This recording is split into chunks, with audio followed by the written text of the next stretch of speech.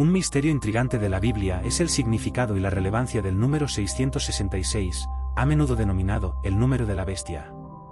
Este número aparece en el libro del Apocalipsis, específicamente en Apocalipsis 1 y 18, donde se dice: aquí hay sabiduría. El que tiene entendimiento, cuente el número de la bestia, pues es número de hombre, y su número es 666.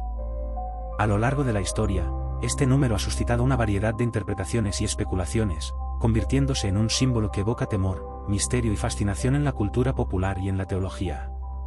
La primera cuestión que surge sobre el número 666 es su contexto en el Apocalipsis, un libro que emplea un lenguaje simbólico y apocalíptico. En este contexto, la bestia representa una fuerza opositora a Dios y a su pueblo, vinculada a la persecución y a la corrupción espiritual. La numerología en la Biblia a menudo tiene significados más allá de su valor matemático. Por lo general, se utilizan números para simbolizar ideas o conceptos más profundos. Por ejemplo, el número 7 se asocia con la perfección y la plenitud, mientras que el 6, que es un número incompleto, se asocia con la humanidad y la imperfección. Por lo tanto, el número 666 puede interpretarse como una triple expresión de la imperfección humana y de la oposición a Dios. Algunos estudiosos sugieren que el número 666 podría tener un significado específico relacionado con el emperador romano Nerón, quien fue conocido por su brutal persecución de los cristianos. Usando un método llamado gematría, donde las letras del alfabeto hebreo se asignan a números, se puede deducir que el nombre Nerón César en hebreo suma 666. Esto ha llevado a la interpretación de que la bestia descrita en el Apocalipsis representa no solo un sistema opresor, sino también figuras históricas concretas que se han opuesto a la fe cristiana. Además, la referencia al número como el número de un hombre podría insinuar que representa un sistema humano o terrenal que se opone a Dios. Esta interpretación se ha expandido en diversas tradiciones, sugiriendo que la bestia simboliza no solo a individuos específicos, sino a ideologías, sistemas políticos y fuerzas que buscan desviar a las personas de su fe en Dios. El uso del número 666 también plantea interrogantes sobre la identidad y la naturaleza del mal. A lo largo de la historia, ha sido un tema recurrente en la literatura, el arte y el cine, a menudo como un símbolo del mal absoluto. Este número ha sido asociado con profecías sobre el fin de los tiempos y el juicio final, generando un interés continuo en la escatología, o el estudio de los últimos tiempos. En el contexto del Apocalipsis, la bestia que lleva este número es presentada como una figura que se levanta en oposición al Cordero, quien representa a Cristo. Esto establece una tensión entre las fuerzas del bien y del mal, donde el número 666 se convierte en un símbolo de la resistencia de los creyentes ante la opresión. Este dualismo es fundamental en la teología cristiana, ya que resalta la lucha continua entre la luz y la oscuridad, la vida y la muerte, lo divino y lo humano. Además, el uso de 666 hectáreas ha llevado a una serie de movimientos y creencias esotéricas y supersticiosas. Algunas personas han asociado el número con diversas prácticas ocultas y cultos, mientras que otros lo han utilizado como un símbolo de advertencia sobre la influencia del mal en la sociedad contemporánea. Este fenómeno ha influido en cómo se percibe el número en la cultura popular, donde ha sido utilizado en películas, libros y música para evocar terror o suspenso. A pesar de todas estas interpretaciones, lo que está claro es que el número 666 continúa siendo un enigma que invita a la reflexión. En el cristianismo, el desafío para los creyentes es discernir la verdad en medio de la confusión y mantenerse firmes en su fe, incluso frente a la adversidad. El mensaje subyacente del Apocalipsis, al presentar la lucha entre el bien y el mal, es una llamada a la perseverancia, la esperanza y la fe en la victoria final de Dios. Por lo tanto, el misterio del número 666 va más allá de su simple representación numérica, se convierte en una advertencia y un recordatorio de la necesidad de mantenerse vigilante en la vida espiritual. Al comprender el contexto y las implicaciones del número de la bestia, los creyentes pueden ser más conscientes de los desafíos espirituales que enfrentan y, al mismo tiempo, fortalecerse en la verdad de su fe. Así, este misterio de la Biblia sigue siendo relevante, ofreciendo un espacio para la reflexión y el diálogo sobre la naturaleza del mal y la esperanza de la redención. Un enigma fascinante en la Biblia es la historia de la mujer de Lot, cuya transformación en una estatua de sal ha generado innumerables debates y especulaciones. Este relato se encuentra en el libro del Génesis, específicamente en Génesis 19, donde se describe la destrucción de las ciudades de Sodoma y Gomorra. La mujer de Lot se convierte en una figura emblemática que representa las consecuencias de mirar hacia atrás, y su historia invita a reflexionar sobre la lección espiritual que se extrae de su destino. La narrativa comienza cuando los ángeles visitan a Lot en Sodoma para advertirle sobre la inminente destrucción de la ciudad debido a su gran maldad. Los ángeles instruyen a Lot y su familia que huyan sin mirar atrás, enfatizando la urgencia de su escape. Sin embargo, mientras huyen, la mujer de Lot, incapaz de resistir la tentación de mirar hacia su hogar en llamas, desobedece las instrucciones y es convertida en una estatua de sal. Este evento, aunque breve en el relato, tiene profundas implicaciones teológicas y morales. Una de las preguntas más intrigantes que surge de esta historia es, ¿por qué mirar atrás? En muchas tradiciones espirituales, mirar hacia atrás se asocia con el apego al pasado y la incapacidad de avanzar hacia un futuro prometedor. La mujer de Lot representa a aquellos que, a pesar de las advertencias y de las oportunidades de redención, se aferran a lo que deben dejar atrás. Su mirada hacia Sodoma puede simbolizar un apego a una vida de pecado y de complacencia, incluso cuando la salvación estaba a su alcance. La transformación en sal también ha sido objeto de análisis simbólico. La sal, en la antigüedad, era vista no solo como un conservante, sino también como un símbolo de juicio y purificación. La conversión de la mujer de Lot en sal puede interpretarse como un recordatorio del juicio divino y de las consecuencias de desobedecer las instrucciones divinas. En este sentido, su destino se convierte en un aviso para los creyentes sobre la seriedad de seguir las directrices de Dios. Además, el relato de la mujer de Lot se ha utilizado a lo largo de los siglos como una metáfora en las enseñanzas morales y espirituales. Jesús mismo hace referencia a ella en el Nuevo Testamento, advirtiendo a sus seguidores sobre la importancia de no aferrarse al pasado. En Lucas 5:32, dice, «Acordaos de la mujer de Lot». Esta breve pero poderosa exhortación subraya la relevancia de la historia en el contexto del cristianismo y la necesidad de vivir en el presente, confiando en el futuro que Dios tiene reservado para aquellos que le obedecen. El simbolismo de la sal también se entrelaza con la enseñanza de Jesús sobre ser la sal de la tierra. Esta doble referencia refuerza la idea de que, al igual que la mujer de Lot, todos los creyentes deben ser conscientes de su papel en el mundo y el impacto que tienen. La sal tiene propiedades tanto de preservación como de juicio, lo que sugiere que los seguidores de Cristo están llamados a preservar la verdad y la justicia en un mundo que a menudo se desvía de esos principios. En un contexto más amplio, la historia de la mujer de Lot invita a reflexionar sobre la condición humana y las luchas internas que enfrentamos. Todos enfrentamos momentos en los que debemos decidir entre el pasado y el futuro, entre lo conocido y lo desconocido. La desobediencia de la mujer de Lot se presenta como un aviso para aquellos que luchan con el apego al pecado y la tentación de mirar hacia atrás en lugar de avanzar con fe. Al final, el relato de la mujer de Lot es más que un simple aviso sobre desobediencia, es un poderoso recordatorio de la necesidad de confiar en las promesas de Dios y de no dejar que los miedos o las nostalgias del pasado nos impidan alcanzar el futuro que Él ha preparado para nosotros. Su historia resuena en los corazones de los creyentes, instándolos a dejar atrás lo que ya no les sirve y a seguir adelante en su caminar de fe. Así, la transformación de la mujer de Lot en sal no solo es un hecho trágico, sino también un llamado a la reflexión sobre la importancia de la obediencia y la esperanza en un futuro lleno de promesas. Un misterio fascinante que ha capturado la atención de estudiosos y creyentes es la historia de los dos árboles en el jardín del Edén, específicamente el árbol de la vida y el árbol del conocimiento del bien y del mal. Esta narrativa, que se encuentra en el libro de Génesis, plantea profundas preguntas sobre la naturaleza del libre albedrío, la moralidad y la relación del ser humano con Dios. El relato comienza en Génesis 2, 8-9, donde Dios coloca a Adán en un jardín lleno de árboles hermosos y fructíferos, entre los cuales se destacan dos, el árbol de la vida, que otorgaba vida eterna, y el árbol del conocimiento del bien y del mal, del cual Dios prohíbe comer. La presencia de estos árboles no es accidental, representan dos caminos diferentes en la vida de Adán y Eva, un dilema moral que establecería el tono para la humanidad en su totalidad. El árbol de la vida simboliza la relación directa y continua con Dios, la fuente de toda vida y conocimiento. Comer de este árbol era una afirmación de la dependencia del ser humano de su creador y del deseo de vivir en armonía con su voluntad. Por otro lado, el árbol del conocimiento del bien y del mal representa la ambición del ser humano de ser como Dios, de determinar por sí mismo lo que es bueno y lo que es malo.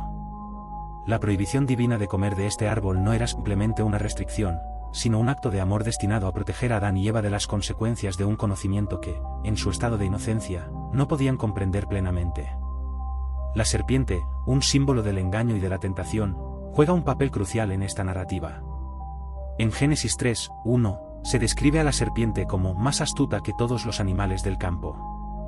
su engaño lleva a Eva a cuestionar la bondad de Dios y la veracidad de su palabra, lo que finalmente la lleva a comer del fruto prohibido. Este acto de desobediencia marca un punto de inflexión en la historia de la humanidad, llevando al pecado y a la separación de Dios. Este evento ha sido interpretado de muchas maneras, desde una simple caída hasta una profunda tragedia que representa la lucha del ser humano entre la obediencia y la tentación. La decisión de Adán y Eva de comer del fruto del árbol del conocimiento no solo tuvo repercusiones para ellos, sino que afectó a toda la humanidad. El pecado original, como se le conoce, se convierte en una parte integral de la teología cristiana, donde la desobediencia de nuestros primeros padres trae consecuencias a sus descendientes. En este sentido, el relato se convierte en un alegato sobre la naturaleza humana y la inclinación hacia el pecado, una lucha que se desarrolla a lo largo de toda la Biblia.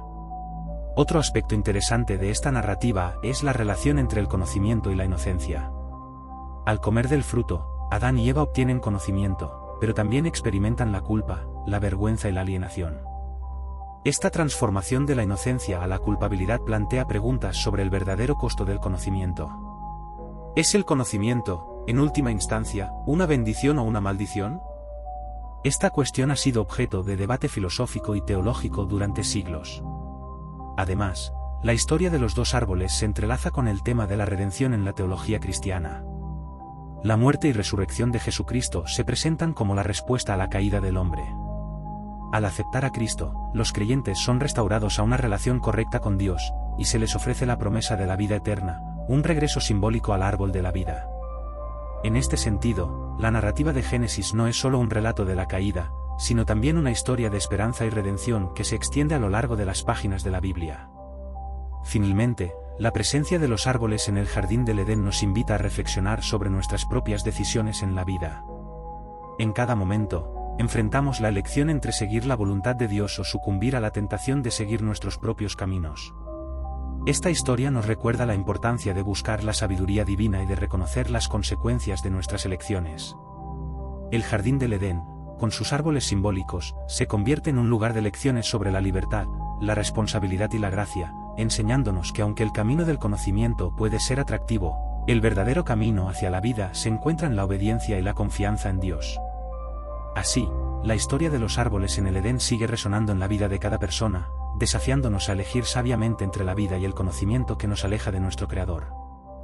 Uno de los misterios más intrigantes de la Biblia se encuentra en la figura de Melquisedec, un personaje que aparece brevemente pero de manera impactante en el Antiguo Testamento. Melquisedec es mencionado en el libro de Génesis, en el Salmo 110 y en la carta a los Hebreos en el Nuevo Testamento. Su historia y su identidad han suscitado un sinfín de interpretaciones y debates entre teólogos y estudiosos de las Escrituras.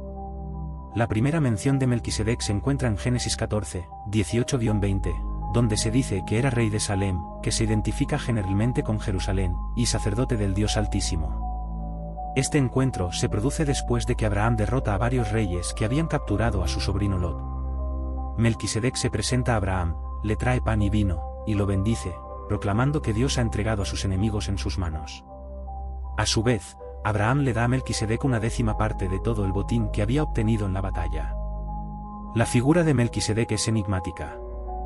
A diferencia de otros personajes bíblicos, no se proporciona información sobre su genealogía ni sobre su muerte, lo que ha llevado a interpretaciones diversas sobre su naturaleza.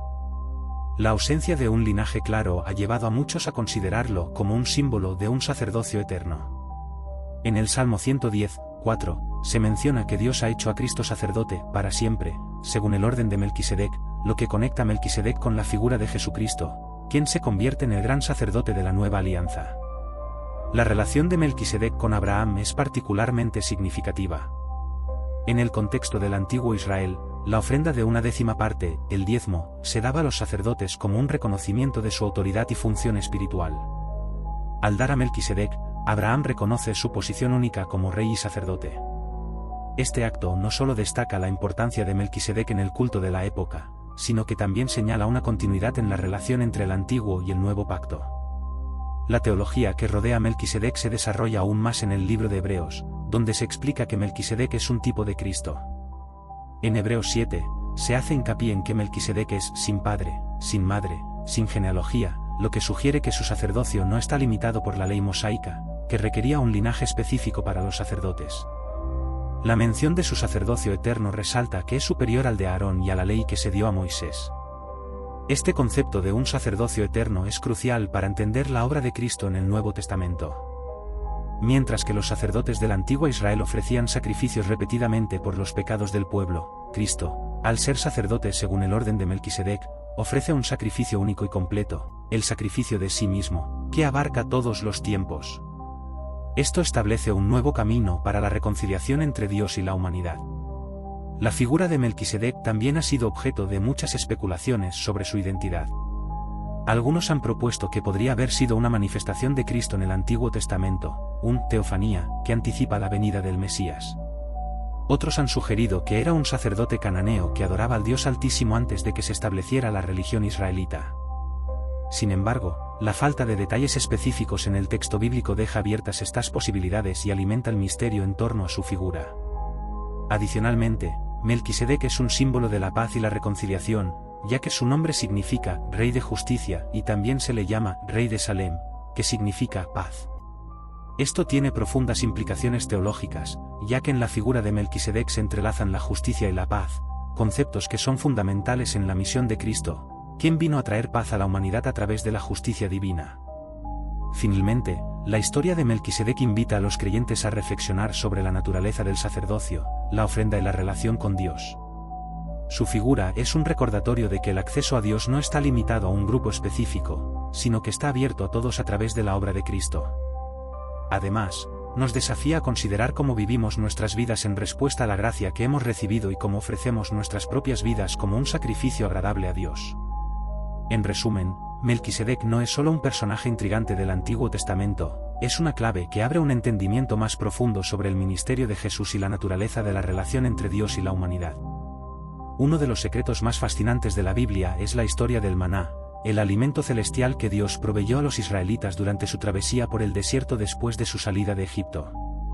Este relato no solo es un testimonio de la provisión divina, sino que también encierra profundas lecciones espirituales sobre la fe, la dependencia y la naturaleza de la relación entre Dios y su pueblo. La historia del maná se relata en el libro de Éxodo, específicamente en Éxodo 16. Después de haber escapado de la esclavitud en Egipto, los israelitas, liderados por Moisés, se encontraron en el desierto, donde pronto se vieron abrumados por el hambre. Recordando los alimentos de los que disfrutaban en Egipto, comenzaron a murmurar y a desear regresar a la tierra de sus opresores. En respuesta a sus quejas, Dios decidió proveerles alimento desde el cielo. Dios instruyó a Moisés que al amanecer aparecería un rocío sobre el campamento y, al derretirse, revelaría un alimento del cielo. Este alimento fue llamado maná, que en hebreo significa ¿qué es esto?, porque, al verlo por primera vez, los israelitas no sabían qué era. Este maná era blanco como el cilantro y tenía un sabor similar al de las tortas con miel. Se describía como una especie de semilla que caía sobre el suelo cada mañana, y era un alimento que no solo nutría, sino que también era simbólico de la provisión divina. Una de las instrucciones más interesantes que Dios dio a los israelitas respecto al maná fue que solo recojan lo suficiente para un día, con excepción del día antes del sábado, cuando debían recoger el doble. Esto fue diseñado no solo para satisfacer sus necesidades físicas, sino también para enseñarles a confiar en la provisión diaria de Dios. El hecho de que no debían almacenar maná para el día siguiente, salvo en el caso del día previo al sábado, simbolizaba la necesidad de vivir en una relación diaria de dependencia hacia Dios.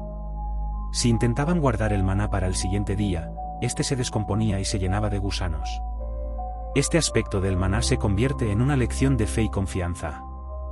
Los israelitas estaban llamados a confiar en que Dios proveería para sus necesidades cada día, una lección que se refleja en el Padre Nuestro que Jesús enseñó, donde se ora por el pan de cada día. Aquí se puede ver un paralelo profundo entre el maná y el sustento espiritual que Dios ofrece a sus seguidores. Además, el maná también tiene un significado teológico que trasciende el Antiguo Testamento. En el Nuevo Testamento, Jesús se refiere a sí mismo como el pan de vida en el Evangelio de Juan, afirmando que quienes vienen al nunca tendrán hambre y quienes creen en él nunca tendrán sed. Esta conexión entre el maná del desierto y el sacrificio de Cristo en la cruz refuerza la idea de que Dios provee no solo alimento físico, sino también sustento espiritual para el alma. Un aspecto notable de la historia del maná es su relación con el concepto de sabiduría y discernimiento. Los israelitas tuvieron que aprender a reconocer el maná, a saber cuándo recogerlo y cómo utilizarlo. En este sentido, hay una lección sobre la búsqueda de la sabiduría divina y la capacidad de reconocer las provisiones de Dios en la vida cotidiana.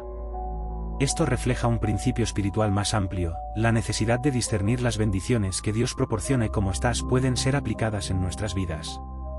Finalmente, el maná también es un símbolo del sustento eterno que Dios promete a su pueblo. En la revelación final de Juan, se menciona un maná escondido, que algunos interpretan como una referencia al alimento espiritual que los creyentes disfrutarán en la eternidad. Este simbolismo sugiere que, al igual que el maná sustentó a los israelitas durante su peregrinación en el desierto, la gracia y la verdad de Dios sostendrán a los creyentes en su camino hacia la vida eterna. La historia del maná nos recuerda que Dios está comprometido a proveer para nosotros en cada etapa de nuestra vida, y que debemos estar dispuestos a confiar en Él diariamente.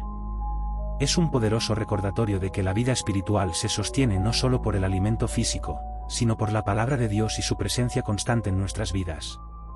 Así, el maná se convierte en un símbolo de la gracia divina que continuamente nos sostiene y nos llama a vivir en dependencia y agradecimiento hacia nuestro Creador.